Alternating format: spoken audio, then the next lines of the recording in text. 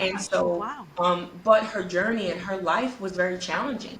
And just her story and who she was. My mom, her nickname was Tiny, and she was tiny, but she was so powerful in what was within her.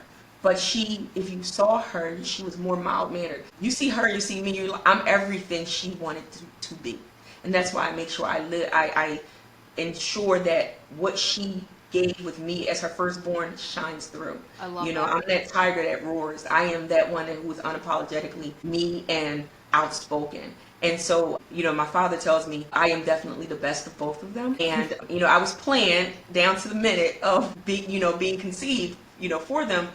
But she was just very, laid back and reserved, and she did for others. And, I wish that I had been able to do more for her in the time that we shared, but we didn't. And I'm still, okay with that. But that's more important why I want to make sure her story lives on, because not only does it bring light to her story, but it brings light to her mother's story, which is also very unique. And one of the things I will say, and I'll cut it off at this, is the best thing that I did is when my mom started to become ill, I sat with her and I asked about our history. I asked about our past. I asked about her mother and her father and their parents. And that is really what just fueled me to, be who I am. Because I will say, if you ever hear black people say we are not our ancestors, that is not a dig. That's actually respect, because we are the very best of them. We are everything that they could have thought and the essence of who we came to be. And I tell people that, and even when I mentor people, I go back and I try to tell them, when you think about it,